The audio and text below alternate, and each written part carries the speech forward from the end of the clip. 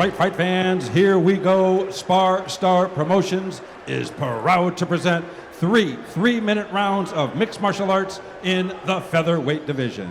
Once again, our referee in charge of this bout, Grady Thomas. And now, introducing to you first on my left, fighting out of the blue corner, he is wearing blue and white trunks trimmed in black. He is training out of Fight Studio BJJ and Ontario Boxing by way of East LA. He weighed in 145 pounds. His record, 2 wins, 1 loss, with 1 win coming by way of stoppage. Ladies and gentlemen, introducing Eleno Almanza!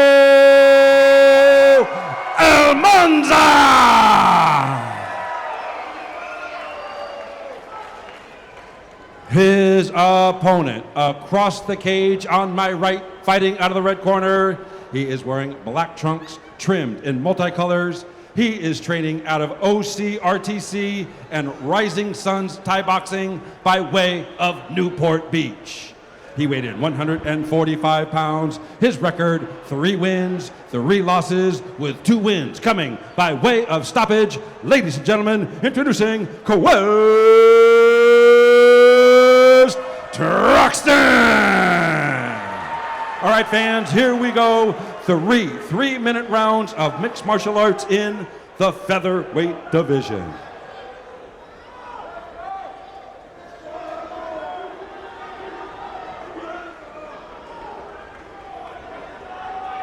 All right, John. This will be a fun one. Here we go. Yep, West immediately throwing that rear kick twice. Nice. Almanza throwing shots to the head, gets double unders, puts Quest down, and looking to step right over in a half guard. Gets it under control. Nicely done from Almanza. Almanza's timing on all of that was excellent. And talk to me about this wrist control. Oh, yeah, this is terrible because it could be unanswered shots from here. Tries to create some space so he can start to tee off, but Quest nearly had that space taken away, but now just eating some hammer fists. And this is amateur, so the ref could be looking at this as a potential fight ender. Looking for an overhead sweep. Yes, he ends up at the end, but they both have an option to go after a leg lock. Crab. Oh, for a split second there, John. Belly down foot lock. Very, very well Boston scouted. Crab, yes. Hey, listen, that was a single leg Boston Crab. I know it well. Yep. Oh, man, and then right away, Almanza jumping on a guillotine. This is tight, John. It's tight, but he's on his side, and Quest is, if he can get his hips out, get into the mount. Now, if he could kipping escape out of here, he's good. He needs to keep the hips away from his hips. Oh, ends up on a single leg. Nicely done. Almanza trying to counter now with strikes. It looked like he was going for a Kimura. Once again, excellent wrist control all around for him. Oh, and I mean, that was a knee right to the groin. So, and there's a look at the damage on Quest's face. And it looked like that happened very early in the fight. He ducked underneath and was able to counter. I think that's where that cut happened very quickly from that one strike. Oh, was it? I thought it was from that the behind the head Americana control where he was while Almanza was teeing off on the ground. I think he had it while he was already starting that assault, but we can go back and check the tape on that one a little bit later. But for now, both on the feet again. 1:21 left to go. Spinning back kick from Quest. Kick to the head from Quest. I mean, if you are Quest, you do want to use that reach to create that distance again, because every time you let him get on the inside, he finds these takedowns, and he's been finding them at range. And you cannot give Almanza those double unders. He's now converted both of these takedowns from there. So just, I know Quest is trying for that Uchimata counter or Hiraigoshi potentially, but difficult to do. But Quest back up to his feet, and now he's got an underhook. Nice butterfly use right there. Gives it up. But he needs to get this elbow back in, and now getting an arm trapped behind his back. Here we go. This is good for him. Might eat some shots to the face while that arm was trapped. Good knee right to the body, and good kick to the body from Quest. You don't want to be up against the cage if you are Almanza right now. Great fight. Great kick. Yeah, again, that's that range. But Almanza's dangerous up close with the hands, and there tags Quest. Quest switches to southpaw, and this is going to be the end of a very exciting round one. Well, both gents are trying to make a statement here. Oof.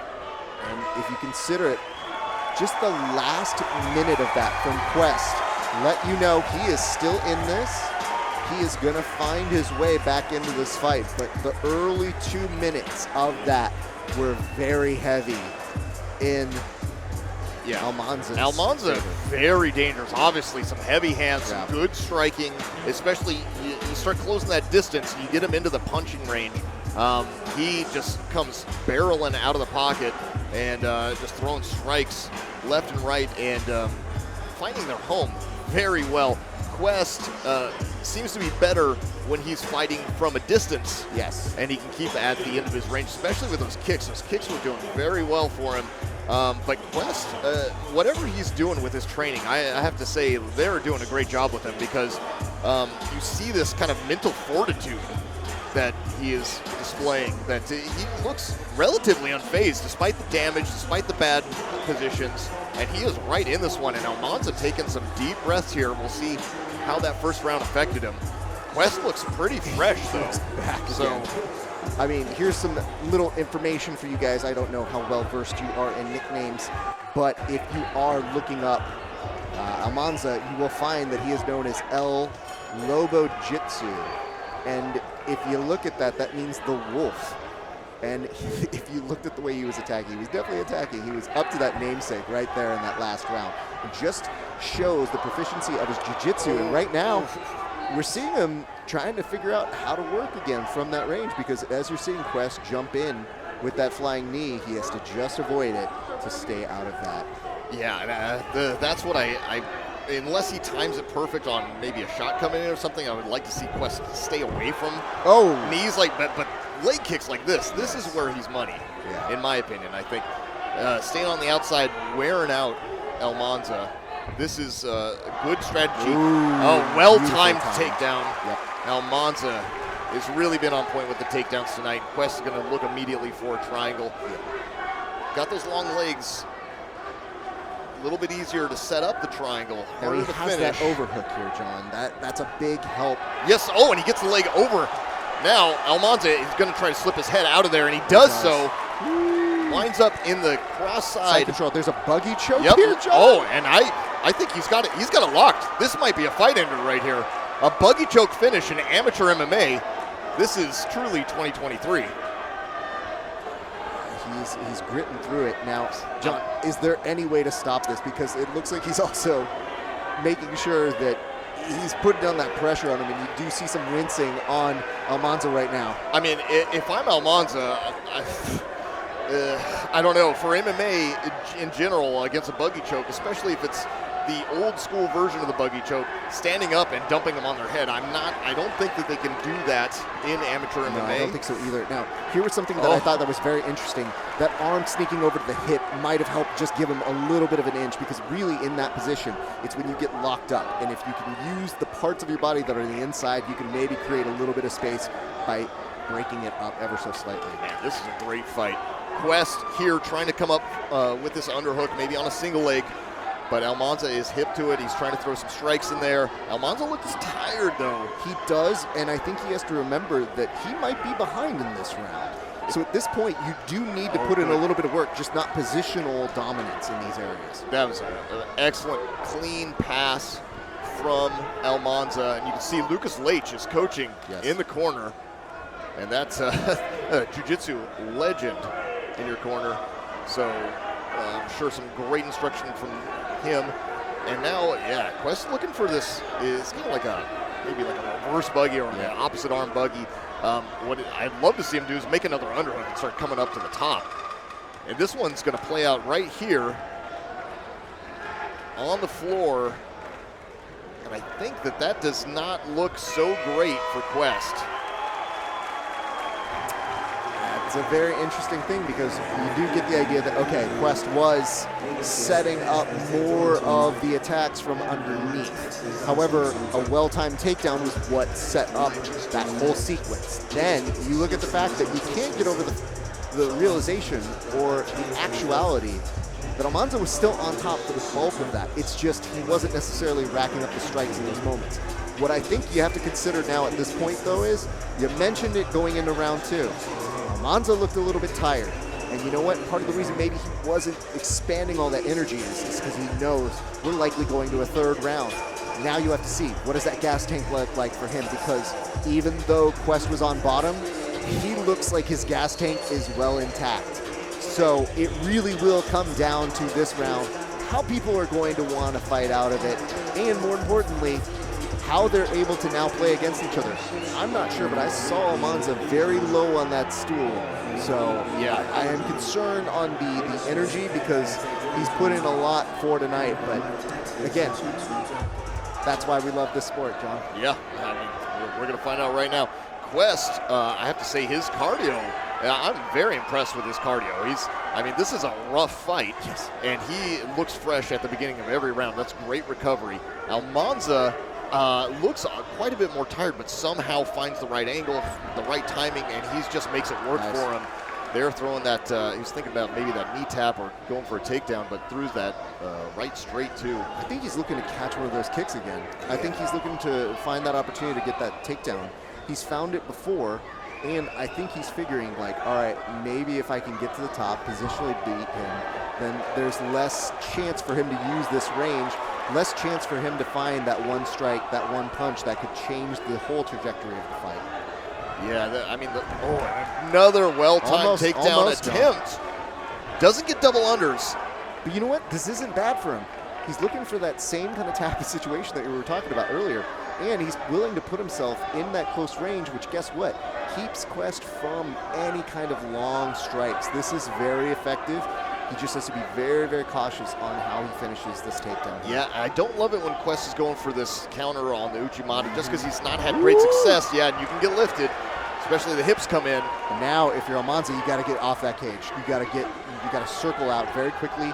The more you stay there, the more you become a dead target for somebody with a long reach. Yeah, now he shot in. He used the energy for that shot. He lifted Quest. He was already tired. Let's see what he has left in the gas tank. And Quest, if he can turn it up here, now's the time. Because that's the hard part is you get sloppy when you get tired. And that's when your arms start coming down a little bit more. That's when you find that open range here. And you weren't seeing this earlier in the fight. You saw Almanza way, way more aggressive, finding those angles. Now he's a little bit more on the receiving end, and it isn't quite as crisp on grabbing that leg to get that takedown. This is where you start to realize this is the economy of your movement. And Quest comes in and did rock him very bad. Big right hand from Quest Truxton. Good shot again. I can't believe the speed on that shot given how tired Almanza is, but he's unable to convert it. And Quest has got him right where he wants him. The ref didn't stop it. The ref is not stopping it right now, but he did get his mouthpiece knocked out. Yep. They're going to let this continue to pay. There's 40 seconds right now. He's giving him a second to put it back in and then says, all right, go right back to work. Nice longitude kick there by Quest, who's finding every one of these kicks.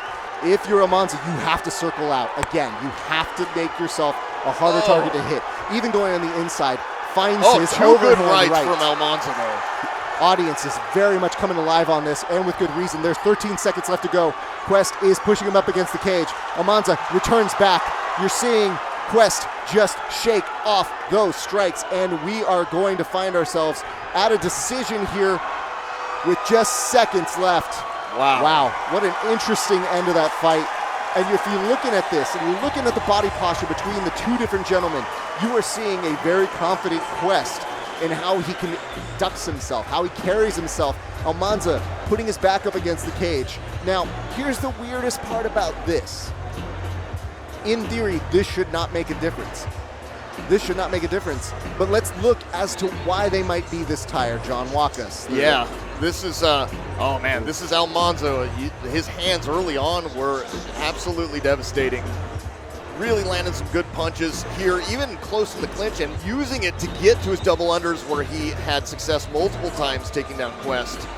Really nicely done converting that one. And here, this was, I believe this was in the first round, yes, where he got to side control and he was just throwing these hammer fists down, did a bit of damage. Quest staying very composed, did not let it deter him. And here's this overhead sweep where they both had a chance to go for leg locks. And they were thinking about it. Quest tries to get out of there. And you missed the moment where he just slipped out on that foot. And then this was a big tale of that first round, was that guillotine, which then now we come a little bit later into the fight. And yeah, you do see that face in that first round, but guess what?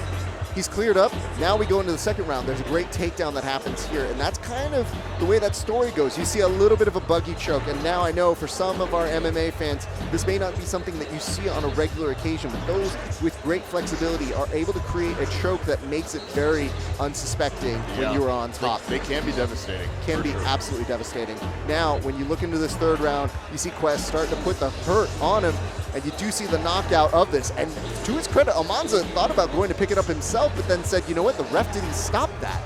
Yeah, and Quest, rightfully so, went right after Almanza. There's at least one good right hand from Almanza, not a lot on it. And he doubled up on it, and look at Quest watching this, finding his way through. And again, this was a very good round for Quest. So now we're at a point where you think to yourself, how do you score it? Do you look at round by round and make any kind of argument for one or the other? And I honestly think you can make arguments for either of those gentlemen, given what we've seen, because that second round is going to be potentially a little confusing to some if you consider control versus attacks. I don't care what this, who the winner or who the loser officially on the scorecards ends up being, because this was a fantastic fight. There's no way this is amateur MMA. No. This was incredible. More of these, please, and more from both of these fighters. This was excellent. This is maybe not Quest's most dominant performance, but I think this is the best that we've seen Quest fight. He looked solid. He was not going to be deterred, and he kept fighting all the way to the end and had some really great looks. And Almanza, too, looked like an absolute monster. And I want to great propose takedowns. this, John. I want to propose that what we saw was two fighters at the best of their ability where they are right now. And I think that's what makes it so compelling, because you saw great moments from Almanza, and then you saw great moments from Quest. You put those two things together, and you get the fight that you got. You got great moments for both of them. Very, very close. Could be thin, and if you're talking about certain things that are supposed to control the fight, the second round may be the biggest factor. So if we go to these judges and we hear what they have to say, in my opinion, there really isn't a loser in that sense. This was a great match. And they were right to say that the winner of this would likely be in line for that 145 title. And just judging on the way that both of these fighters carried themselves, made their way through a grueling fight. Oh, yeah. I mean, and whoever loses, quote unquote loses, nobody lost in this match. This was just a great fight. So I hope that they are able to understand that and keep their heads up and keep going, because both fighters look fantastic. And I would say, you know, we've been waiting on this decision. It looks like we're going to go back to the cage right now in just a second to get your actual result. Ladies and gentlemen, after 3 rounds rounds of action, once again, let's give both fighters a big round of applause.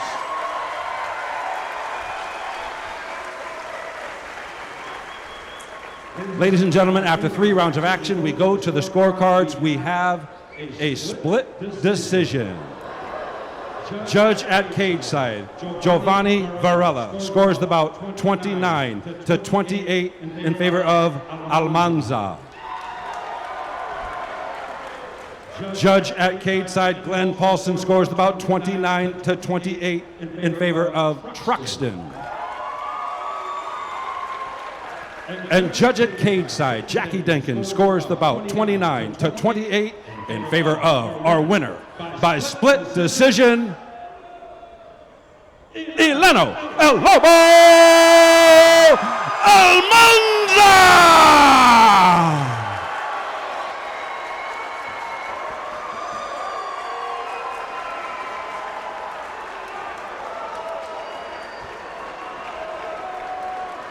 Eleno Almanza, congrats to him winning this fight. This was just a spectacular match. You can't be mad at that. You can't be. I mean, Quest, I hope he does not take this to heart and, you know, have any dramatic reaction to this, because he looks great out there as well. It was a very close fight. That's really what it is.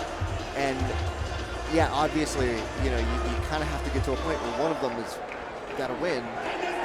But if you look at the evidence that we saw there, not many people could have that knowledge, that ability to pull off that buggy choke and have it be an actual threat. To the point where one of the judges goes, yeah, you're right. That was one of the biggest actions of that round. I'm going to give that to you. And considering all those options, right, we want to hear what Almanza has to say in this moment right now. Definitely. Yeah, pour more water. Pour a whole gallon on him. He really worked for this one, so give the man as much time as he wants. Eleno, yes. Brother, fighting like true warriors, taking the W. How do you feel? To be honest, I came in with a torn meniscus. Torn 2 weeks ago. I haven't really been able to work on my cardio. I look like shit. I was just hitting the bag and with my feet. Yeah, I pretty much fought this fight on one leg right now. Thank you to everyone who came and showed up and supported me. I really appreciate you guys. You know, these last couple months have been hard for me, but I ain't letting it slow me down. We're still out here chasing the dream. We're gonna get this shit done. We're up next to the state title. So let's get this motherfucker. That's all right, right fans. Eleno Almanza. I'm sorry. Did he say torn meniscus?